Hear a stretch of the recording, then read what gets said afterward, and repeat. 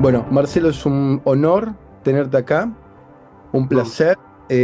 Sos una persona inmensa, de profundo sapiencia y generosidad, así que estamos todos acá para escucharte y charlar. Voy a compartir una pequeña pantalla brevemente.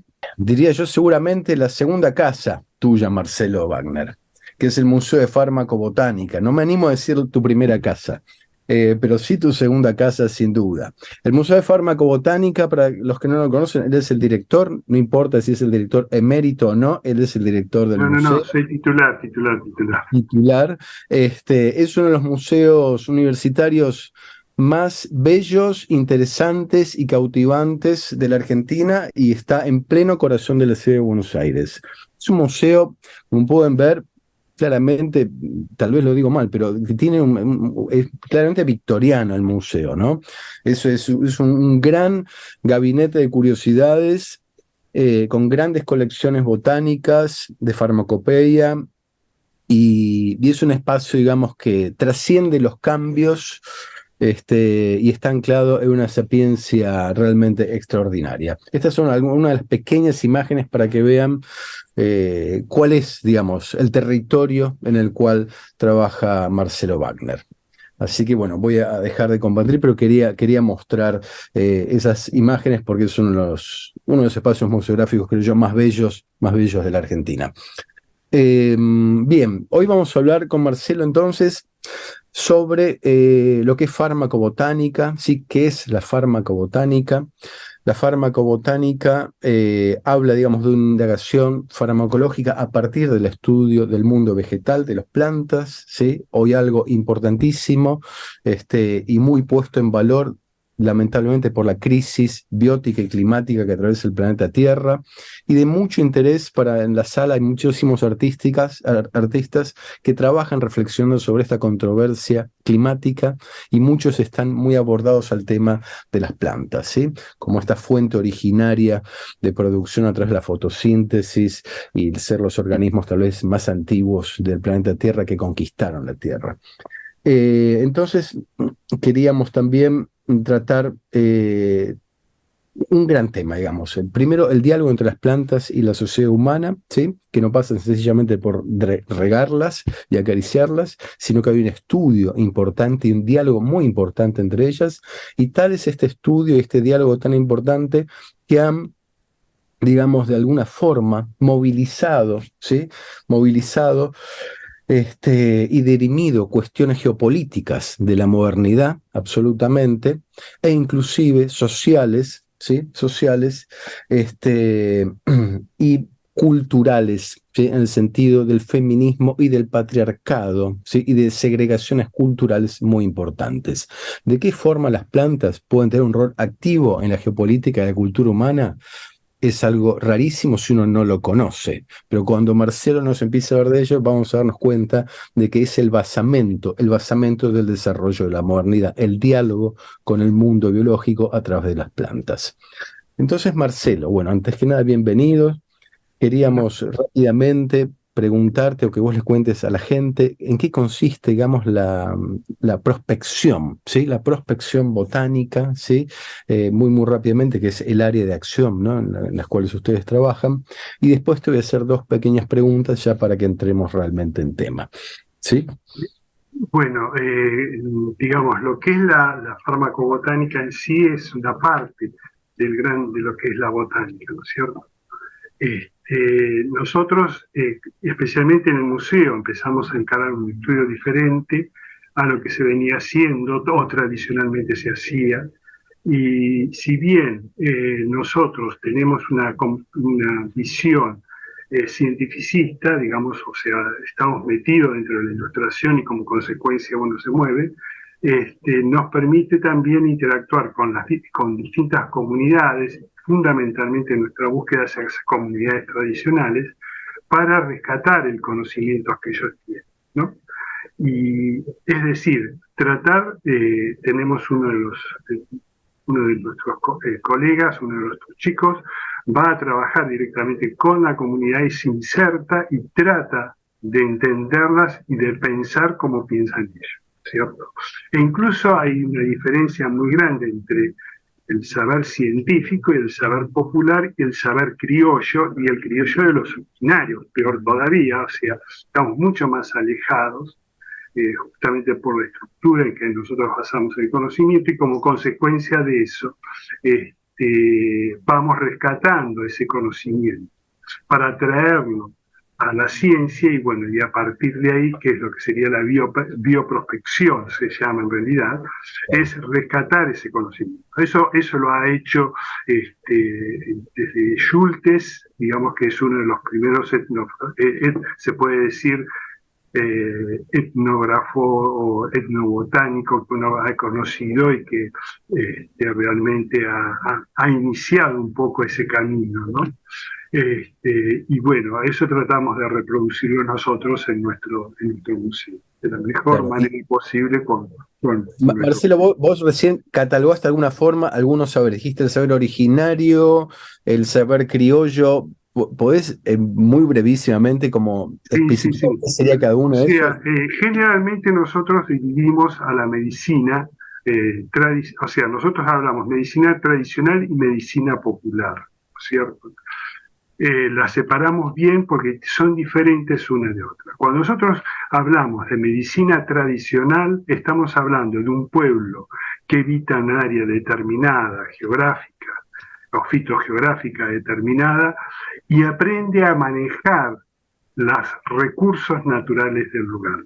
Y eso lo hace para su salud, no solamente para alimentarse y demás, sino también para su salud. Entonces ellos van conociendo cómo usan las plantas, qué características que tienen. Ese conocimiento es el más rico en cuanto a información, porque justamente te está marcando cuáles son las plantas más importantes que vos tenés que tener en cuenta para iniciar estudios de investigación en una patología determinada.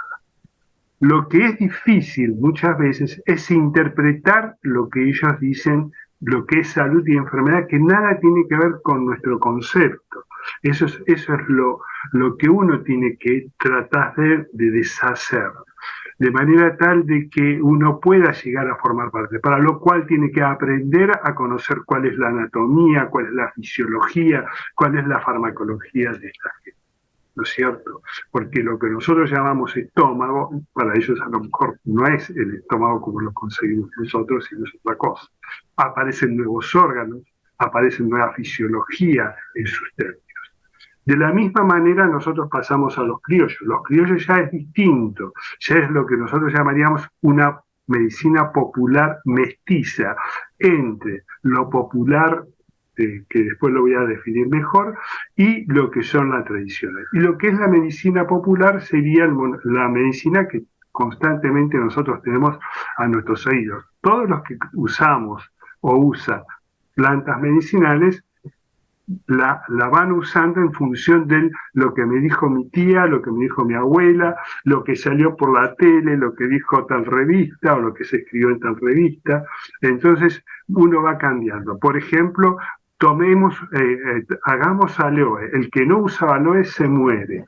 Ahora estamos con el cannabis para todos lados. Entonces todo eso es medicina popular, que se va transmitiendo de boca en boca, que no existe, digamos, una base, digamos, tradicional ni científica para que lo avale. Eso se va, o sea, si bien hay detrás la ciencia o lo que sea, pero no es realmente tan claro como es la parte científica, ¿no? Teniendo en cuenta eso, ¿no? Claro. O sea, entonces ustedes trabajan con las comunidades, ¿no? Trabajan con las Tratamos justamente de hacer eso. Y después está lo que se llama etnobotánica urbana, que es directamente ir. Nosotros ya estamos recibiendo ahora en nuestro país los migrantes. Cuando nosotros hablamos de migración, inmigración, generalmente la persona no solamente trae su ganas de integrarse, su capacidad de trabajo, de progresar, de formar parte de la sociedad, de educar a sus hijos, de ampliar sus conocimientos, no su conocimiento, sino su arraigo en esta tierra, sino también trae su cultura y sus medicinas. Entonces nosotros vamos a encontrar que hay un enriquecimiento de plantas provenientes de Bolivia, provenientes de Paraguay, provenientes, digamos, de Perú, a lo mejor de Chile. Quizás los que más nos enriquecen a nosotros en este momento son tanto los paraguayos como los bolivianos, que traen su riqueza.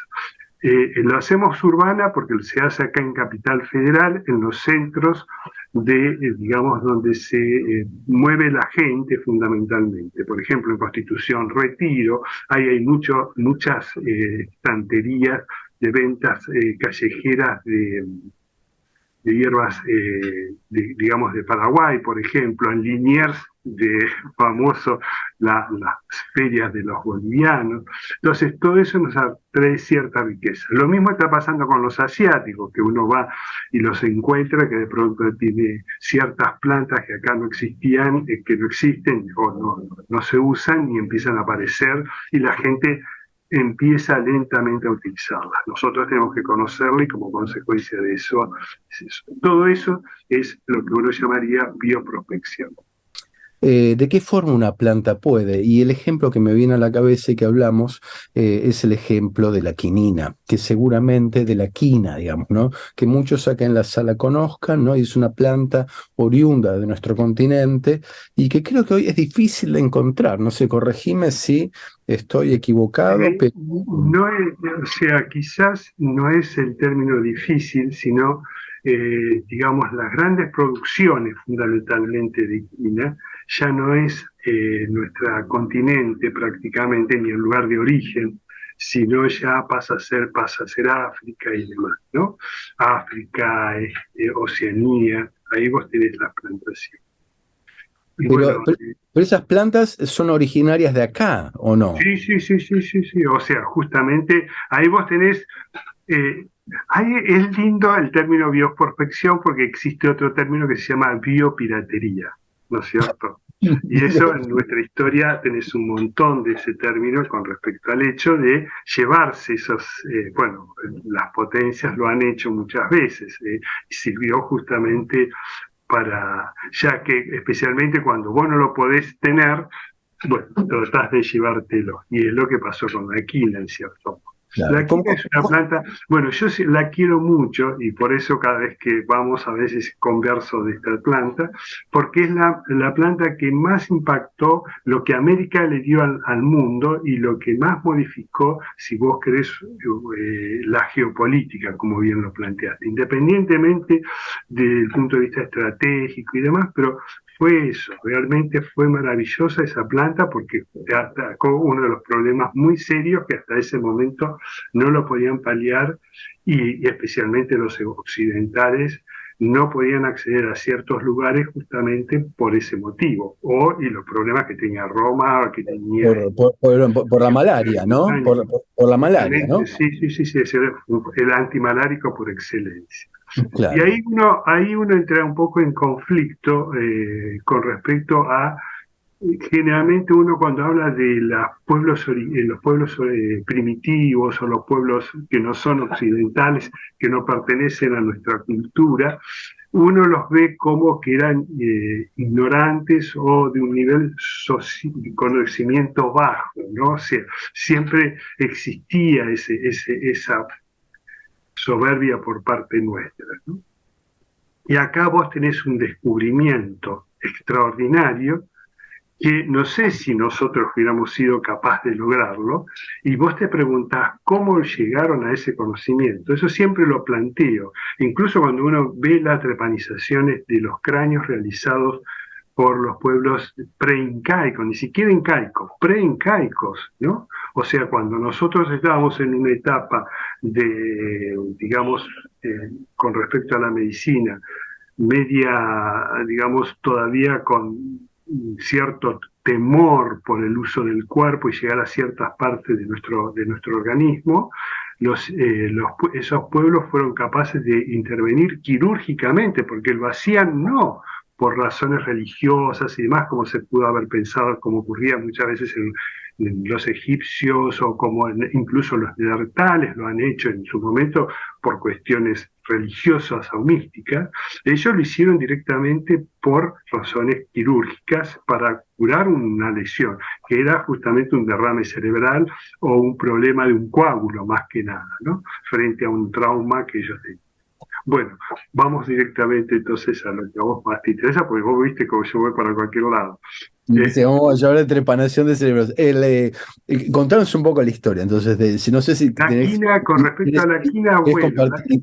la quina es un misterio, ¿no? Porque justamente llega en un momento donde digamos, la gente estaba con problemas de salud, con ese tema muy candente a nivel mundial. Los españoles, en un momento dado, toman todo lo que cae el imperio incaico, y en un momento dado se da una situación, digamos, dentro de lo que sería el virreinato del Perú, que la condesa de la virreina, la esposa del virrey, sufre un problema de fiebre y no lo podían bajar y ya se temía que justamente fuera ese problema, justamente la malaria, ¿no? El mal de los aires, como lo solían decir. Justamente le llega a través de un sirviente que se lo había dado ¿cómo se llama? Un originario de la zona, que un polvo le prepara un cocimiento y esta mujer logra su salud, ¿no? Eso generó un revuelo bastante grande porque era justamente la esposa del virrey la que estaba sufriendo. ¿Esto era en Y Perú? ¿En Perú era esto? en Perú, en el virreinato del Perú. Y como consecuencia de eso, decide justamente dar información a la corona de lo que había ocurrido y bueno, a partir de ahí comienza un poco la fama de este pueblo. Y justamente el mito es cómo diablos ellos descubrieron, porque no es que es una hoja, no es que es un fruto, un órgano herbáceo. Lo que vos estás usando es la corteza del árbol de la quina.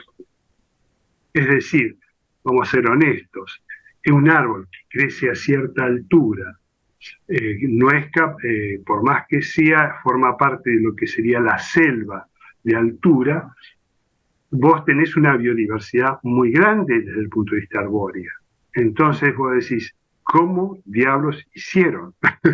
Porque nosotros lo que menos vamos a probar va a ser hacer la corteza. Lo que uno Claro. normalmente tiende a probar son las hojas y demás. Eso era el concepto que era, o algo herbáceo, algo que vos puedas morder. Son muy pocas, incluso vos te fijás, son muy pocas las cortezas que se utilizan y menos los leños, desde ya. Pero justamente uno se dice, ¿cómo llegaron a ese conocimiento? Empezando por ahí. Aparentemente el problema de observación y demás, lo que ellos hicieron.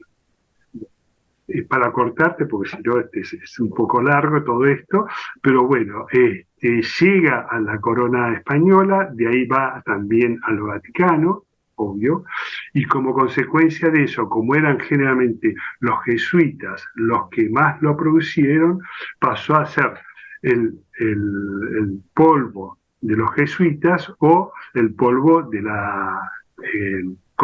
porque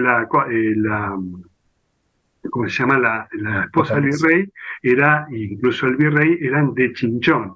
O sea, pasó a ser el polvo de la Chinchona, ¿no? De la virreina, en realidad, o de la Claro. condesa. Y eso generó un cambio importante desde el área de vista de salud.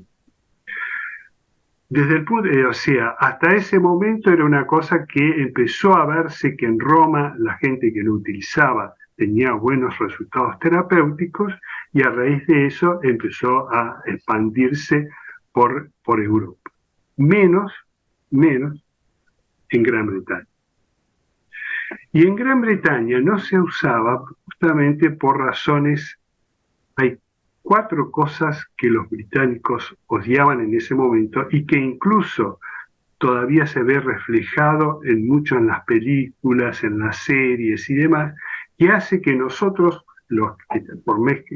aunque nosotros nos neguemos, en cierto modo tenemos un concepto muy grande de nuestra formación española, ¿no? O sea, ellos nos hacen que directamente siempre nos sintamos disminuidos frente a todo eso, ¿no? Eso es fruto de la Ilustración, es fruto también de todo lo que significó ese movimiento cultural, fundamentalmente llevado muy adelante por, digamos, lo que sería el área protestante, digamos, la parte científica y filosófica, los alemanes, los británicos, fundamentalmente, ¿no? Entonces, el desprestigio que tenía en ese momento todo lo que era la parte del Vaticano y la Iglesia Católica, hizo que todo eso contribuyera a su rechazo en el Imperio Británico. Siempre hay algún, o sea, generalmente nosotros nos autodefinimos como corruptos, pero siempre hay alguno que está en todas partes del mundo, nadie está libre de pecado. Alguien se aprovechó de ese conocimiento, lo hizo pasar como algo distinto y a partir de ahí los británicos lo empezaron a usar, pero ¿Cómo? como algo distinto a lo que era. Como algo distinto? No, no entiendo. Claro, como que era algo nuevo inventado por este médico que era un médico de segunda línea, pero que había tenido la suerte de de ser llevado y tratado por un oficial británico que lo usó y como consecuencia de eso después lo acerca a la corona y justamente lo empezaron a usar también los británicos. Y para acompañarte un poco a lo que vos me decías, justamente a partir de ahí, los británicos al usarlo, les permitió a ellos empezar a desarrollar toda su geopolítica, no solamente a nivel, digamos, del continente europeo, sino también hacia nuevos lugares que era el Asia, la zona de Malasia, toda esa zona para ellos era imposible justamente por la Malasia, ¿no? Voy a compartir, si ustedes quieren, una pantalla porque quiero mostrarles a ustedes, compartir con ustedes unos personajes que me gustaría ver por lo que significó la quina posteriormente.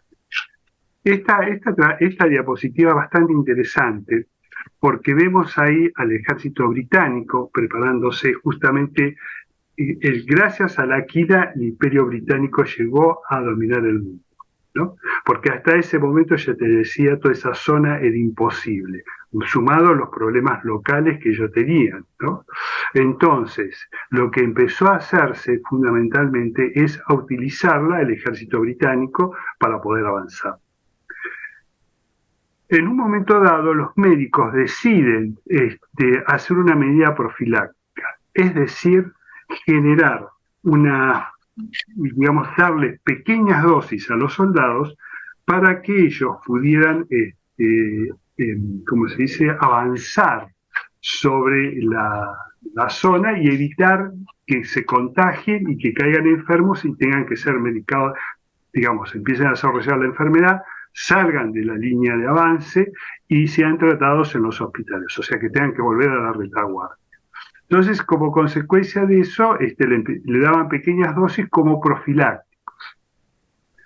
Y ocurrieron 2 hechos interesantes. El primer hecho es que los soldados, la quina es muy amarga, la quinina es terriblemente amarga. Entonces, ¿qué pasa? Ellos no lo querían tomar.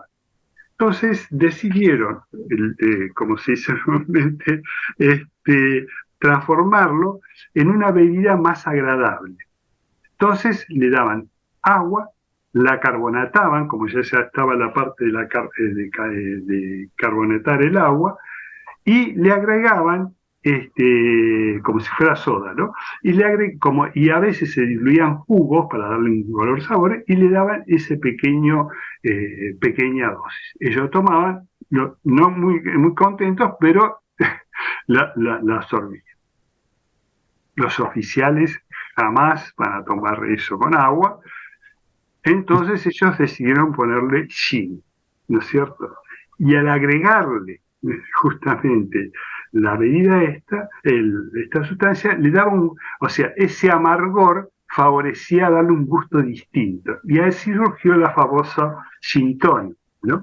O sea, esa bebida tan linda, esa bebida fluorescente, se le llama la bebida fluorescente porque justamente cuando uno le da eh, luz negra, como dicen, o al UV, florece, ¿no? Entonces, lo empezaron a tomar así. Y se hizo tan famosa que cuando regresaban a la isla, allá a Londres o a Gran Bretaña, exigían ¿cómo se llama? No me sale el nombre, los que hacen las bebidas, A los barman. a los barman, que les preparara esa bebida. Entonces se fue haciendo tan popular que se extendió por todo el mundo. O sea que las tropas inglesas conquistaron el mundo bebiendo gin tonic, digamos. Los oficiales. Los Y oficiales. los soldados viviendo, ahí se transformó, en darle ese gusto amargo a ese jugo carbonatado, transformaron las aguas tónicas. Agua Entonces, tónica. entonces, los soldados haciendo agua tónica y los oficiales con gin tonic, ¿no? Así conquistaron. Pero, por otro lado, eso sería desde el punto de vista de la comida y desde el punto de vista digamos, de lo que era la salud. Empezaban, cuando se le daba pequeñas dosis, los soldados, algunos de ellos, y varios de ellos, no muy poquitos, sino varios, por eso llamó la atención, desarrollaban un principio de la enfermedad, ¿no? Y ahí surgió una nueva teoría terapéutica por la observación de Samuel Hahnemann, desarrolló lo que es la homeopatía. O sea, de la alopatía surgió la homeopatía justamente a través de la quina. O sea, la quina no solamente generó el Imperio Británico, sino que también generó La homeopatía. ¿no? Una nueva forma terapéutica y dos bebidas que siguen siendo de uso tradicional, de uso, digamos, común, especialmente en Gran Bretaña. ¿Cómo sería, Marcelo, la entrada entonces, si nos podés contar ahora, a Inglaterra? ¿Cómo fue esta situación de que entra por otro Claro, lado y... en cierto modo lo que pasó fue que no era o sea, lo que era lo británico, tenía ellos un concepto muy feo, fundamentalmente, bueno, te voy a aclarar un poco porque era algo que venía de España, ya es un problema. Segundo, era porque justamente ese uso que usaban fue popularizado, fue llevado adelante por los católicos y fundamentalmente una congregación que es ¿cómo se llama? Los jesuitas. Y o sea, no te olvides que los jesuitas se crean la contrarreforma justamente para oponerse a la reforma, es decir, a todo lo que fue los luteranos, los anglicanos y todos ellos, fue como, digamos, lo que serían los hombres encargados de ir avanzando y evitando que los otros avanzaran sobre los diferentes sobre la fe, digamos, del pueblo católico. Entonces, para ellos era lo peor que podía llegar a ver. ¿Cómo algo que venga de un español y de un católico, y menos de un jesuita, pudiera hacer eso? Y todo eso lo frenó. Incluso se murió el primer ministro por no querer tomarlo. Es terrible. Cuando vos mirás eso, vos decís, pucha, es demasiado ya. Entonces surgió a través de un médico de pueblo que dijo, no lo puedo, sirve, o sea, es valioso, ¿no? Pero no lo podía demostrar y no lo podía usar dentro del Imperio Británico porque no se lo aceptaban. Hasta que un oficial británico, un marino, sufriendo esta enfermedad, este hombre lo trata así y se cura sin decirle lo que era, porque él mezclaba otras plantas más la quina y eso se lo entregaba, se lo daba a tomar. Entonces este muchacho, este señor se cura, este oficial. Al curarse, el tipo dice, bueno, esto es importante, tiene que ir. Y bueno, como en ese momento este oficial es destinado a la corte francesa, lo lleva con él, o sea, le pide que lo acompañe. Y en ese viaje se encuentra con que llegan y se encuentra con que el delfín estaba enfermo de malaria. Entonces lo trata con esto y él se cura. Al curarse, dice, esto es bárbaro. Le piden que le dé la fórmula y él nunca lo da. Él no dice que No, está no lo da porque no quiere develar que está usando quina. que estaba usando y además como era algo secreto y era algo tan complejo, no era lo mismo que estaban tomando los españoles, porque los españoles tomaban la droga sola, él lo daba mezclado con otras plantas, entonces el gusto era diferente, el formato y el color de la bebida era diferente. Entonces eso generó una situación bastante complicada para usar la quina como tal. Entonces él lo presentó de esa manera y fue teniendo éxito.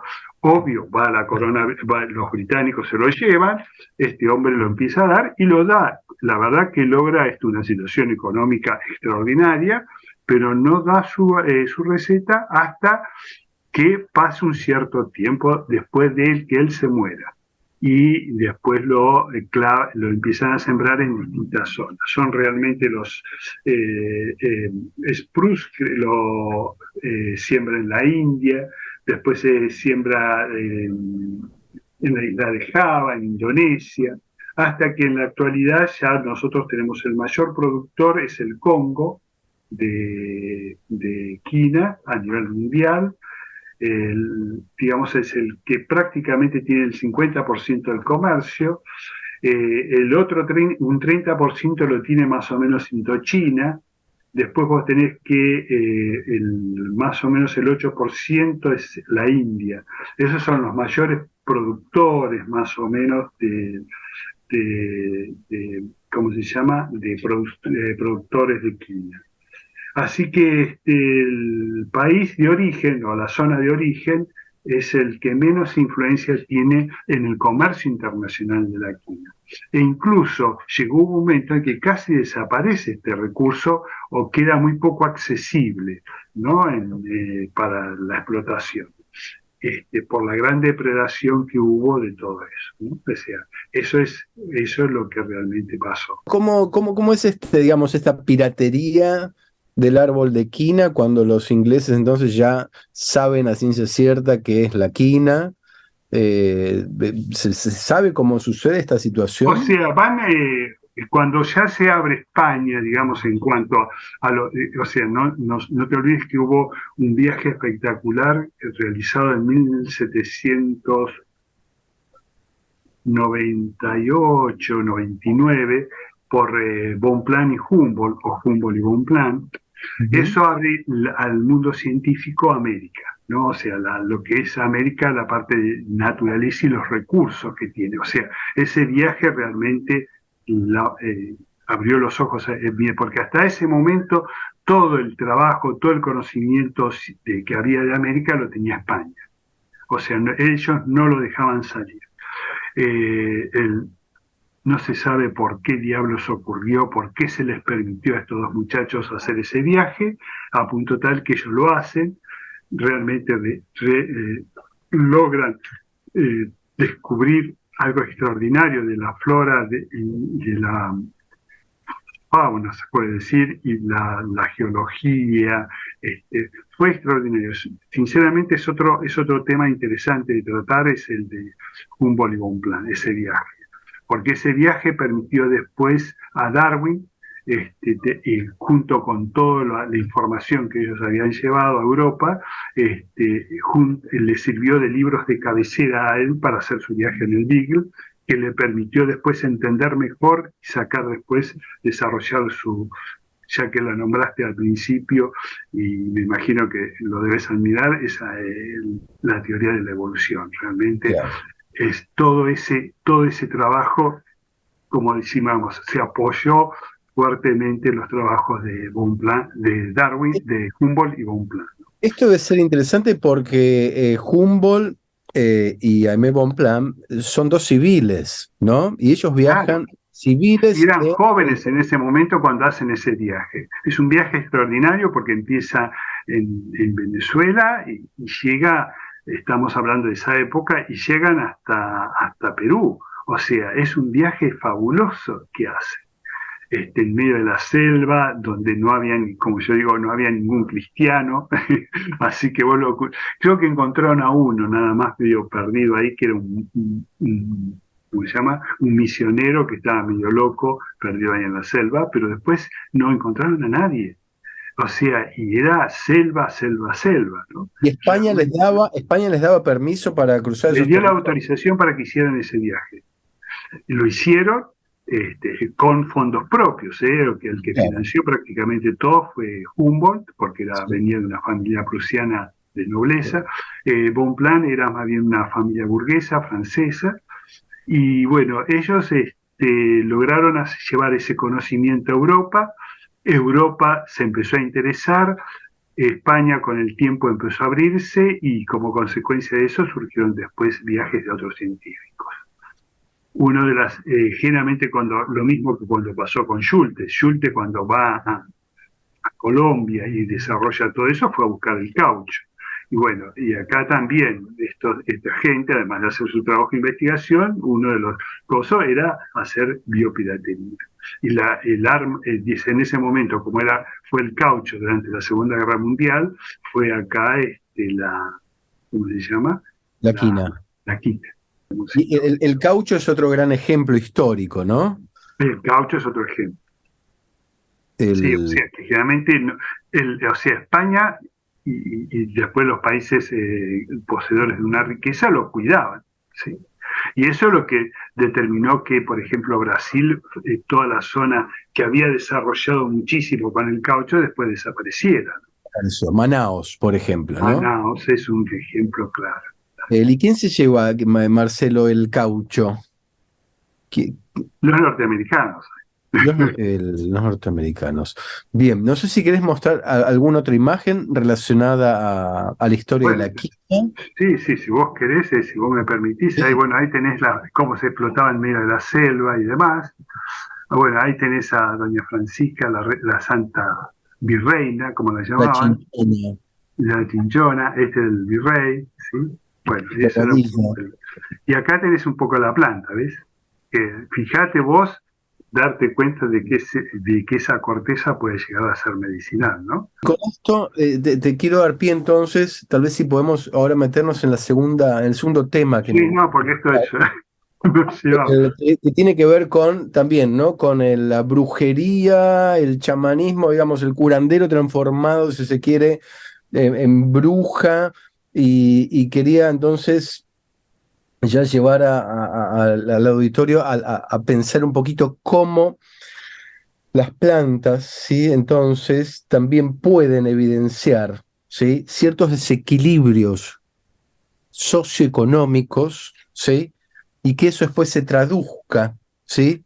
En algunas casas de brujas, y que eso evidencia en realidad no cuestiones heréticas, sino grandes desfasajes sociales que tienen que ver también con la calidad de la alimentación, ¿no?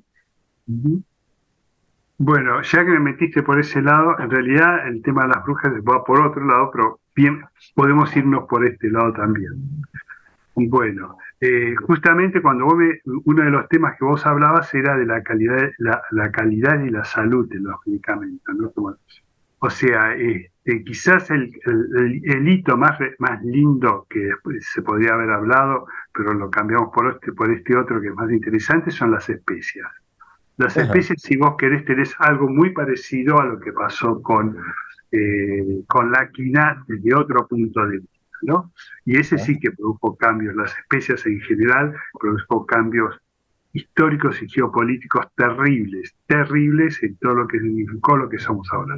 Pero esta tiene, si vos querés, lo que vos me estás pidiendo ahora es algo que produce un cambio social. Fue justamente, ahora estamos viviendo otro movimiento social muy grande que va a producir un cambio grandísimo, que es lo que es el movimiento de las mujeres, darse su valor y demás. Y acá con el tema justamente ocurre lo mismo con otro grupo etario que realmente es interesante de analizar y de conseguir, porque uno no se daba cuenta, cuando uno hablaba y comentaba, no se dio cuenta nunca de que esto podía haber ocurrido en otras épocas, ¿no? Bueno, acá lo que ustedes tienen es el centeno, es un cereal, como lo es el trigo, pero acá es interesante también la historia pobrecito porque es el responsable. Si vos querés, es el huésped de lo que vamos a hablar ahora, porque vamos a cambiar de reino acá. Bueno, es interesante porque ¿cómo se llama? El centeno era un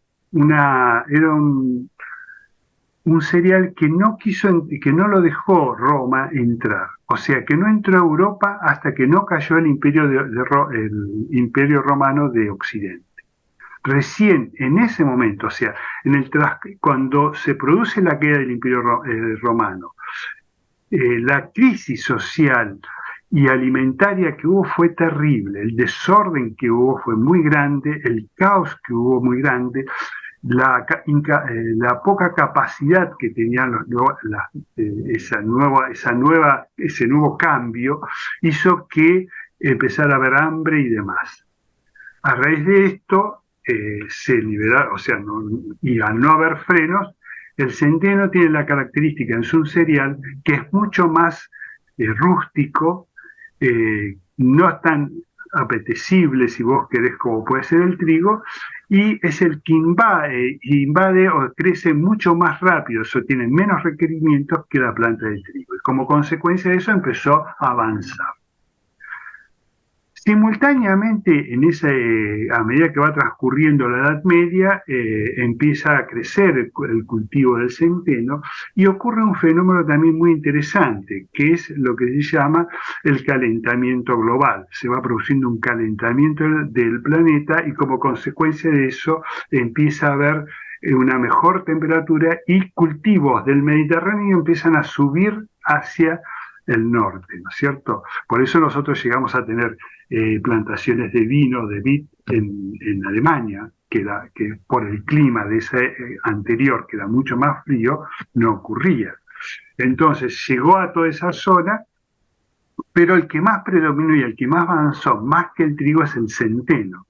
Por eso si uno va a Alemania, a todos esos lugares, más común los panes de centeno que de trigo. O sea, lo que más se usa, o lo más popular. Bueno, como consecuencia de ese calentamiento también empieza a aparecer, empiezan a tener las plantas de centeno una cierta desarrollo que era rarísimo, ¿no? En ese sentido, ahí tienen ustedes el centeno, ahí tienen ustedes los granos, la panificación, empieza a aparecer algo raro. En las espigas del centeno empieza a desarrollarse esta estructura, no sé si ustedes ven mi cursor, ¿sí? Sí, perfecto. Que estas estructuras empezaban, digamos, ellos al principio se tomaba como que era una deformación del grano, pero era parte del centeno. Y a medida que iba dándose condiciones adecuadas en primavera y verano, de humedad y temperatura, se producía una fuerte contaminación y esa contaminación generaba esta estructura. O sea, lo que viene a hacer acá está explicado más o menos el ciclo biológico, donde esporas de este hongo entran lo que sería la parte femenina de la espiga, donde se va a producir el grano, y esta desarrolla dentro de ahí donde están los óvulos, como está la parte placentaria, hay muchos hidratos de carbono, va creciendo ahí adentro, se va nutriendo, y una vez que se nutrió, que agotó todo lo que tenía, empieza a organizar esta estructura de resistencia que se lo llama esclerosis. También se le dio el nombre de cornezuelo o ergot, ¿no? Cornezuelo del centeno. Este fue creciendo, se crece, y normalmente cuando está en pleno desarrollo dentro del grano, antes que agote los nutrientes, empieza a agregar una especie de néctar que hace que los insectos tomen ese néctar, pero también lleven todas las esporas y vayan contaminando todas las espigas. Entonces, cuanto mayor cantidad de temperatura haya y humedad, aumenta el número de cornezuelos que nosotros vamos a observar.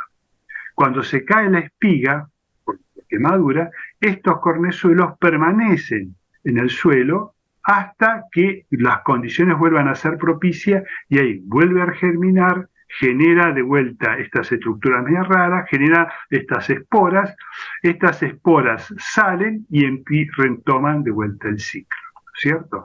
Eso sería el desarrollo. Ahí tienen ustedes una espiga donde se puede notar el néctar que produce, ¿sí? Y ese néctar después, una vez lleno de esporas, que hace que los insectos lo usen y aumenten el número de espiguitas contaminadas, ¿sí? Ahí tienen ustedes una espiga con cornezuelo. Cuando se cosecha esta cabeza para hacer el grano, se lleva también esto otro. Cuando iba a los molinos, normalmente los molinos son de piedra, ¿sí? Y entonces quedaba la harina bien fina, lo que uno llamaría una harina cero, no sé si podríamos decir doble cero, de buena calidad, quedaba en la parte central, y en la parte periférica quedaba el resto del grano. Es decir, también quedaba almidón, un almidón obvio que va a quedar, digamos, lo que sería la harina, mezclada con salvado, ¿sí? Y cornezuelos, porque esto es bien duro, muy duro, es una estructura de resistencia bastante fuerte. Entonces, normalmente, esto, bueno, ahí tienen ustedes un detalle más o menos para que vean lo que estuve comentando. Estos granos, entonces, estas estructuras, entonces ya le dije, formadas de harina. Normalmente la harina más fina, la que uno llamaría la de mayor valor, como siempre pasa en todos lados, iba a las clases altas, generalmente iba a la nobleza y al clero, ¿no? Y a las castas militares superiores. Y el resto al pueblo, ¿no? Esa es la verdad. Entonces, generalmente, cuando había mucha contaminación, la gente consumía harina con cornezuelo. Como consecuencia de eso, ingerían una estructura, una molécula, porque estaba dentro del cornezuelo, que es la argolina. Justamente este componente, junto con otros que nosotros vamos a tener ahí, son responsables de un fenómeno que son sustancias que producen una vasoconstricción periférica, y como consecuencia de ellos, estas personas empezaban a sufrir fenómenos muy raros. Lo primero que ellos empezaban, si era muy poco lo que consumieron de pan contaminado, tenían como alucinaciones, visiones rarísimas y demás. Cuando empezaba a aumentar el insumo, empezaba a haber un aumento de temperatura en los pacientes, a punto tal que ese aumento de temperatura cada vez era más fuerte, esas fiebres, y generaba como una especie de calor muy grande, y luego comenzaba una fuerte vasoconstricción de los miembros inferiores, miembros superiores, orejas, nariz y todas esas cosas, y como consecuencia de eso se producía una gangrena seca y la pérdida. El paciente o la persona afectada o intoxicada terminaba muchas veces muriendo. A esa enfermedad se la llamó, porque ellos consideran que era una epidemia por diferentes razones, y se la llamó Fuego Sagrado de San Antonio, ¿no es cierto? Como consecuencia por esa temperatura. Y se llamó San Antonio justamente ¿por qué? Porque un hijo de un noble sufre una intoxicación con cornezuelo, tiene esa enfermedad y pide al santo San Antonio que lo cure. A raíz de eso,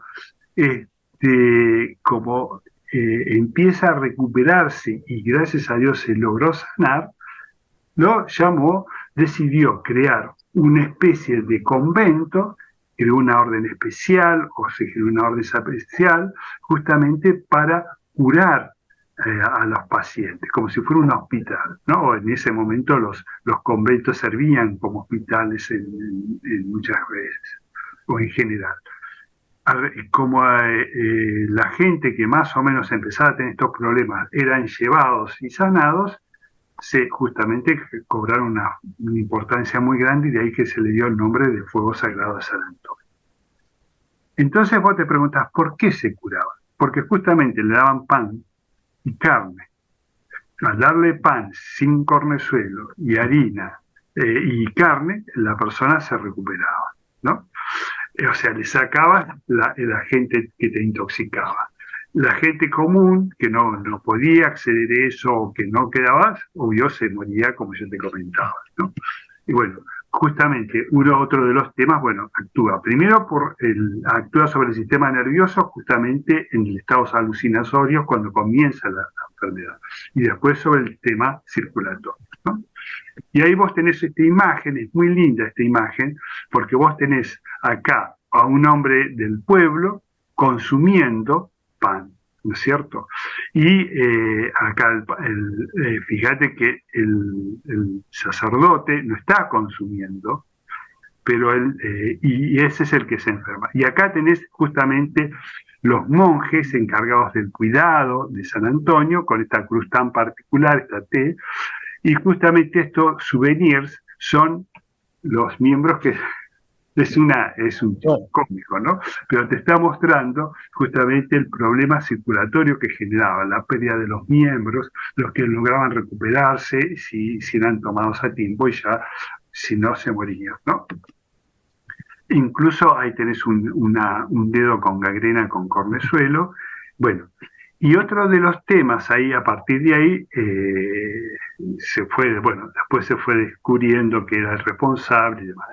Y acá lo que vos tenés esta escena que ustedes ven ahí, es una escena que tiene que ver con un grupo de señoritas, esto pasó en Estados Unidos, ¿sí?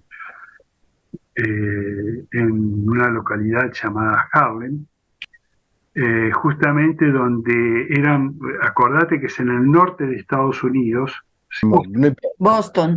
no está Boston, y no me salió, donde justamente ahí desembarcó el Mayflower, o sea, netamente protestante, netamente puritana, ¿sí? Y como consecuencia ellos, de ese pueblo, ellos, estas tres niñas sufren un proceso de intoxicación. En ese aparentemente comieron pancitos de cornezuelo con una baja contaminación con pancito de centeno, perdón, con una baja contaminación de cornezuelo. Tuvieron ataques delirios, visiones rarísimas y justamente consideraron de que habían sido embrujadas. Y a raíz de eso surgieron las famosas brujas de Salem, ¿no? O sea, todo surgió por esa pequeña intoxicación, que sobre eso se montó después todo un tema económico que derivó en una persecución de brujas, se las tildó de brujas a un grupo de señoras, generalmente eran viudas, generalmente que tenían pocos recursos, o tenían altos recursos, y entonces se quedaban con sus tierras y demás, hasta que se descubrió que realmente era todo orquestado, como ustedes ven en ese juicio, donde se las hizo declarar de que realmente habían sido embrujadas por tal o cual señores, y entonces ya se iban diciendo quiénes eran las personas que lo afectaban. Bueno, y ahí está el tema de las brujas. ¿no? O sea, y fíjate vos hacia dónde fue dirigido fundamentalmente. Si bien después empezó a caer otra gente, pero que lo asociaron con eso. Y ahí está un poco el tema de las brujas. Pero cuando vos hablas del tema de las brujas, esto quedó colgado un poco, pero justamente acá vos tenés otra vez la ilustración de por medio. Cuando uno habla de la persecución de brujas, uno generalmente asocia a la Edad Media, asocia a España, a la Inquisición española, y se ha demostrado que la que menos mató, creo que tenía muy pocos casos, 5 o 6 casos nada más en los que pudo haber muerto,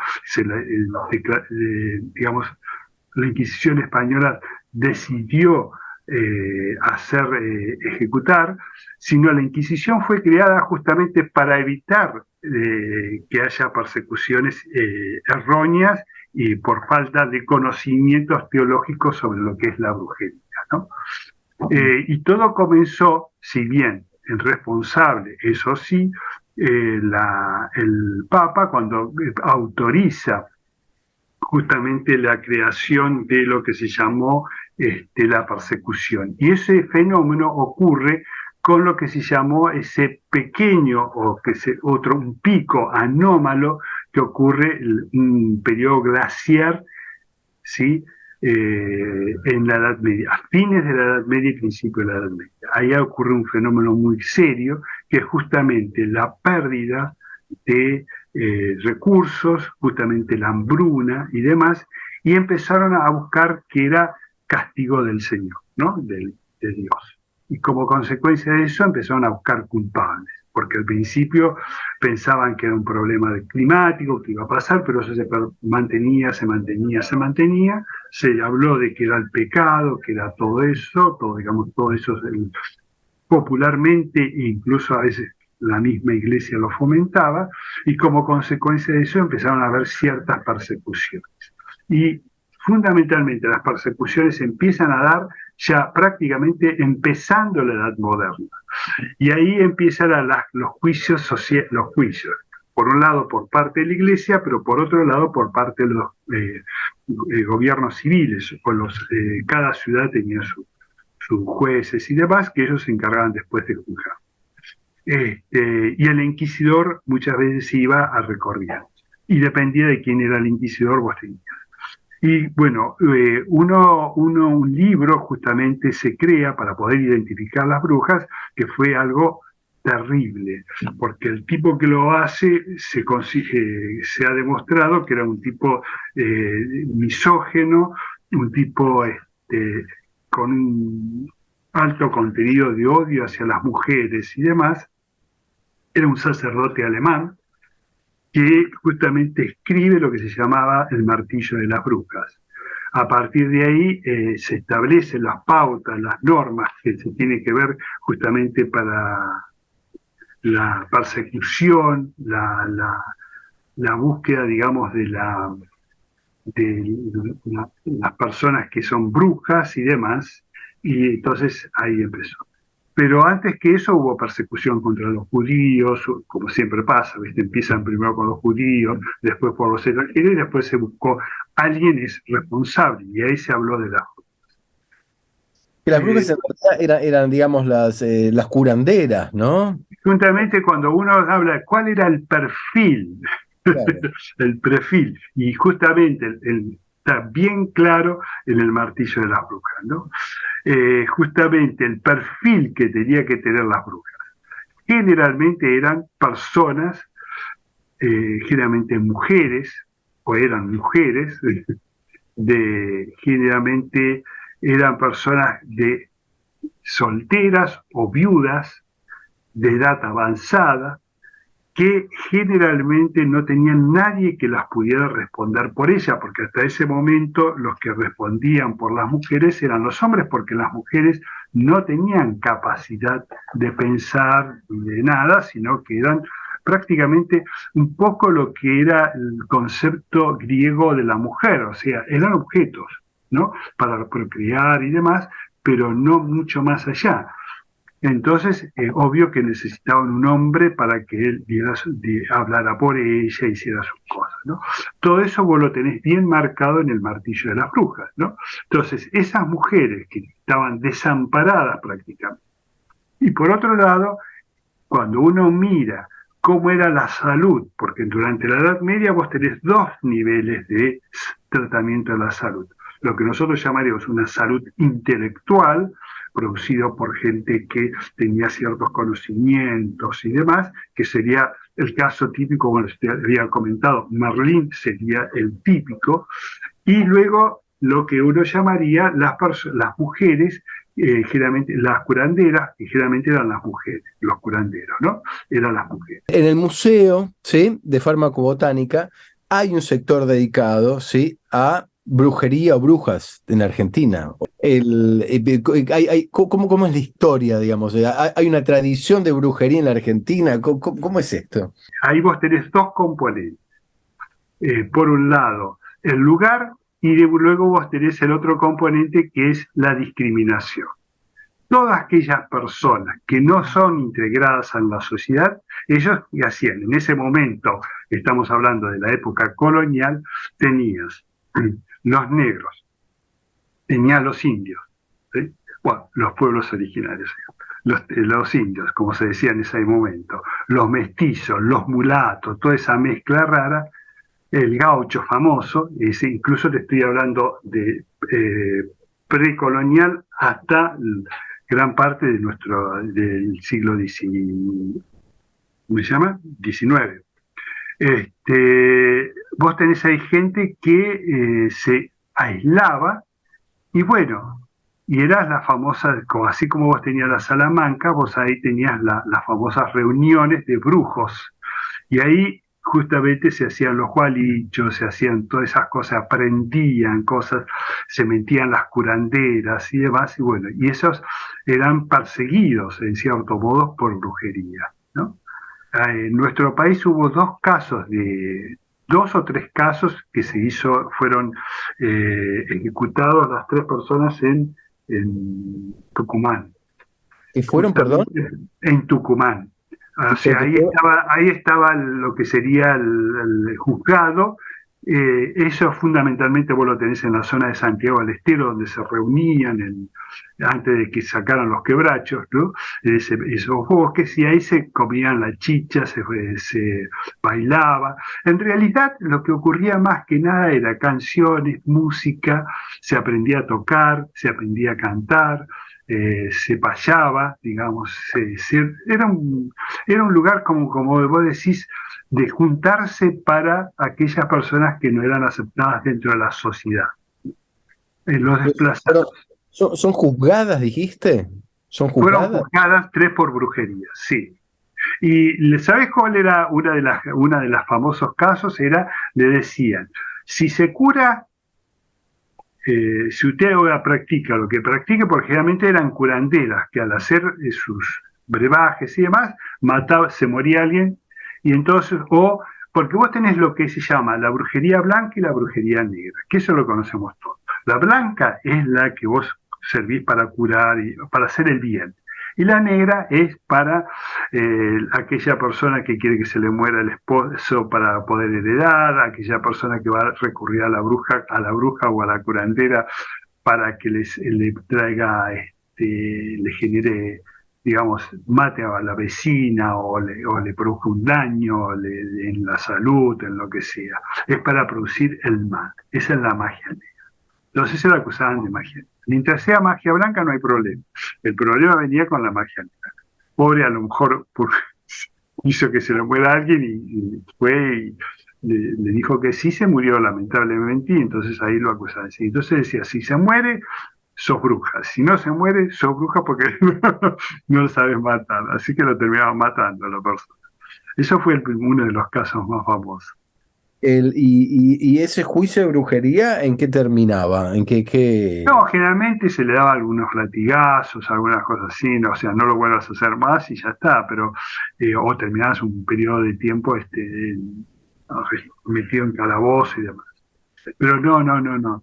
Solamente está registrados tres casos nada más de muerte de los registros del juzgado, ¿no? Claro. ahora que está un poco como poniéndose en valor la huerta orgánica, ¿no? Y el autocultivo de plantas y distintas especies vegetales, digamos, hay como un valor, digamos, que uno podría llegar a obtener haciendo su propia huerta. Este, Mira, yo me crié en Lomas de Zamora y en la época mi papá compró el lote cuando todavía era quinta toda esa zona, ¿no? Eran grandes quintas o son casa quinta, si vos querés. La tradicional casa quinta, no como es ahora. Entonces, yo ahí, papá tenía un terreno grandote donde él venía del norte, o sea, era formoseño, así que te imaginás vos, él adoraba la quinta, o sea, él trabajaba, nada que ver que lo que trabajaba eh, como técnico que era, volvía a casa y siempre a la quinta. Y o sea, yo me crié y nosotros no éramos de altos recursos, así que gran parte de nuestra alimentación se basaba en lo que había en la quinta, más las gallinas y todas las cosas que teníamos. Bueno, y el sabor de los tomates que vos tenés cuando los sacás de la planta, no lo tenés cuando comprás. El sabor de la lechuga, exquisita. No tenés idea. Las frutas, el olor que tienen, el gusto que tienen. Mirá, te decía, yo el tomate, nosotros casi era un postre, porque era muy dulces, eran dulzones incluso. claro. Los rabanitos, la zanahoria. No, es nada que ver con lo que uno compra ahora, ¿no? O sea, porque realmente han sufrido frío y demás. Nosotros hacíamos nuestra propia salsa, o sea, nuestras propias mermeladas, o sea, era todo muy artesanal. Y eso es valioso porque la calidad del alimento que vos tenés, nada, no es comparable con la calidad de alimento que uno compra en las verdulerías y menos aún los procesados, eso ya es otra cosa, ¿no? Cuando uno consume, digamos, algún yuyo, ¿no? Para mejorar un resfrío o lo que fuere, ¿no? Y esto hay como una cuestión importante. La diferencia entre el vegetal entero o la combinación de vegetales, ¿no? De uso tal vez médico, ¿no? De salud, versus, te diría yo, la extracción de ese principio activo y tomarlo vos solo, ¿sí? Fuera del contexto de la planta. Es que ese es un tema, o sea, porque vos estás hablando del medicamento, o sea, primero vamos a suponer el medicamento actual, ¿no? Que se usa la gente. La gente generalmente toma un principio activo asociado a toda una serie de excipientes y demás que se le da para hacerlo un comprimido, ¿no? Entonces, cuando toma eso, está tomando en realidad una sustancia que de acuerdo al excipiente y demás que se le va metiendo, tiene distinto tipo de absorción y de liberación dentro del ser humano. Porque eso ya sigue algo. Eso es lo que estudia la farmacología moderna, ¿no? Eso es lo que te dicen, por eso te hacen los prospectos, es lo que nosotros llamaríamos la medicina científica, lo que la ciencia nos da a nosotros como medicamentos. Del otro lado, vos tenés como contrapartida los productos naturales. No es que sean opuestos, porque el mismo, o sea, uno lo usa desde un punto de vista alopático, o sea, que es lo que se usó, hasta si vos querés, lo que más se usaba hasta, si vos querés, con el principio del siglo XX, más o menos, hasta la década del 50, ahí ya se dejó de usar prácticamente. Fueron reemplazándose todos esos medicamentos naturales por estos otros. Bueno, en este otro caso, lo que vos tenés es que una planta no es un solo principio activo. La planta desarrolla, entre otros, algún compuesto, a lo cual nosotros le adjudicamos una acción farmacológica determinada que lo aislamos, lo separamos. Muchas veces son moléculas que nosotros tomamos como cabezas, o sea, lo que se llama diana, sobre la cual después se hacen las otras moléculas que son los medicamentos que nosotras tomamos. Otras veces se usa solamente ese producto aislado con un excipiente puesto en un comprimido, nada más. Pero cuando vos tomás una infusión, una tintura, un extracto, lo que sea, lo que vos estás ingiriendo es una constelación de compuestos. Es decir, la S asociado a un montón de otros compuestos, y eso es lo que vos estás ingiriendo. Es como si vos tuvieras un policompuesto que va metido sin adentro. Bueno, y quería agradecerle yo a Marcelo personalmente.